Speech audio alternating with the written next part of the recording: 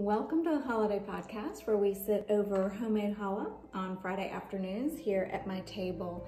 I'm your host, Tammy Priest, a Jewish follower of Jesus, and it's great to be with you today as we talk again about the intersections of the Old and New Covenants. Well, it's great to be back. I took a bit of a ministry break this summer because our youngest was graduating from high school. So yes, that does mean that we are empty nesters, which I have complicated feelings about. What I don't have complicated feelings about are these figs. So when we moved into our house in December, I had no idea of the surprises that were waiting for me in the spring. There were bulbs for tulips and lilies and irises that I had no idea about, and they just started sprouting out of the dirt in the spring. Something that I thought was a bunch of dead sticks turned out to be this gorgeous hydrangea, which I've never grown before, and all kinds of birds everywhere. But anyway, my favorite unexpected find was the fig tree. So it was planted at the top of the retaining wall in our backyard, so I could only see the lower branches. But a couple months ago, when I was out back with the dogs, I noticed a single tiny green fig growing, and I was so excited. I wondered if maybe I'd actually have some edible fruit from it, just a couple of figs. Well, every single morning for the last couple weeks, I've been pulling about 3 to 4 pounds of figs off this tree. And that is only from the third of the tree that I can reach. So this is this morning's fig harvest, just from the lower branches that I could reach by hand. I didn't even use my extender pole today because there was so much low-hanging fruit.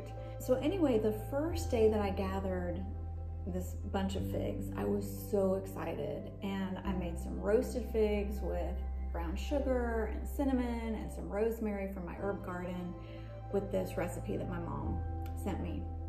The next day I made bruschetta with figs and goat cheese and basil and balsamic. And I kept going with new recipes every day until my husband said he needed a break from the figs.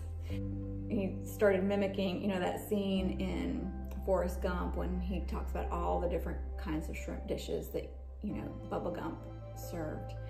So I started making jam with all the abundance to give away, which is totally not in my wheelhouse, which you know if you know me. But empty nesting is for trying new things, right? And it's been so fun. I love picking these figs, and every morning, from the bottom of the tree, while all kinds of birds are actually eating the figs from the top of the tree at the same time. And it's this connection with God's creation in a totally new way for me.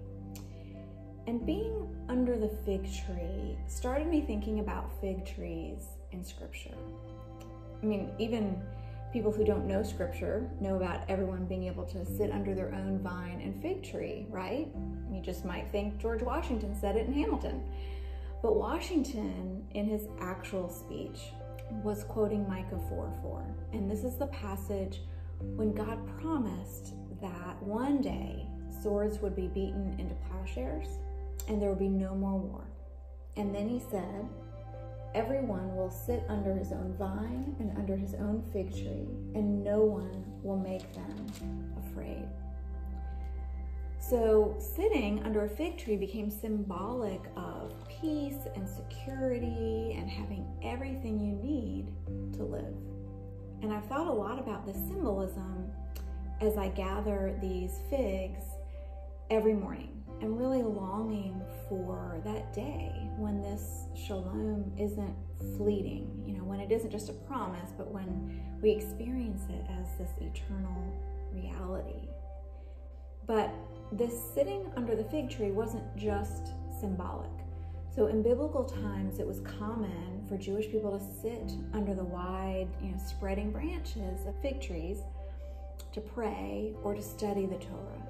And also rabbis would sit under fig trees, and people would come sit with them and listen to their teaching.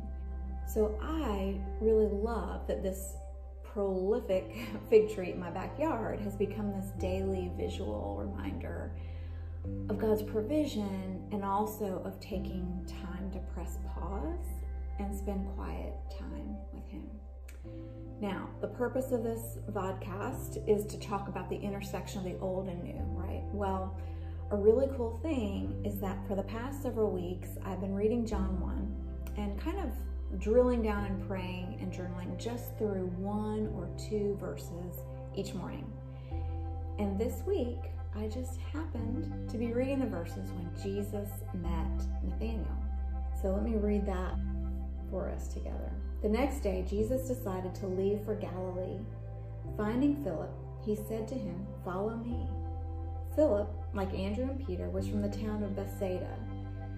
Philip found Nathanael and told him, "We have found the one Moses wrote about in the law, and about whom the prophets also wrote, Jesus of Nazareth, the son of Joseph." Nazareth?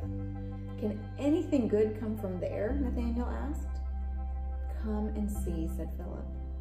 When Jesus saw Nathanael approaching, he said of him, "Here is a true Israelite, in whom there is nothing false."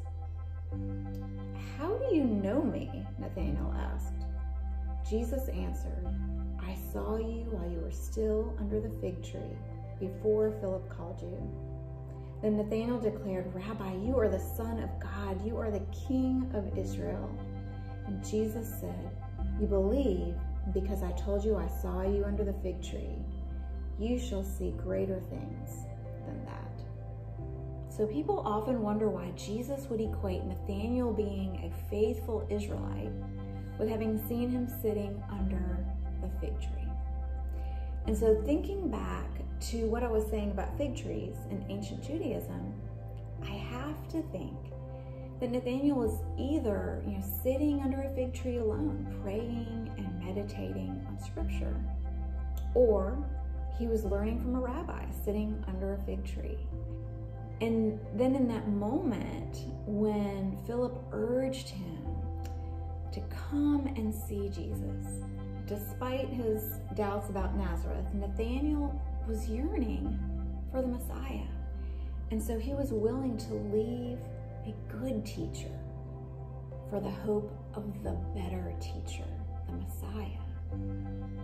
And also symbolically, as well as literally, Nathanael was willing to leave the shade and the comfort and the leisure of the fig tree to come after Jesus. And that made me really stop and think, am I willing to leave the good for the better? Am I willing to leave the comfort and leisure of my fig tree in this culture that says it's all about me to follow after Jesus, even if it means being uncomfortable and out of my element?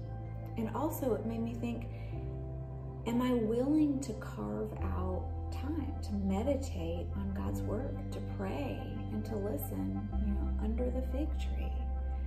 Which actually, when you think about it, is what Shabbat, the Sabbath, is all about, right? Stopping everything to contemplate and worship and rest in Adonai.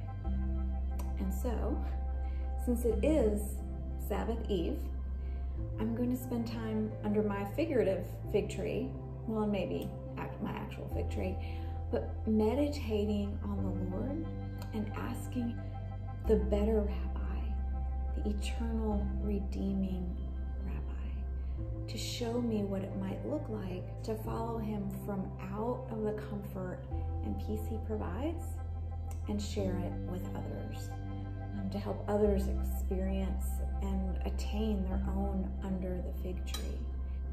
And I pray that you too will experience your own under the fig tree, rest and worship, as we prepare for the Sabbath on this holiday.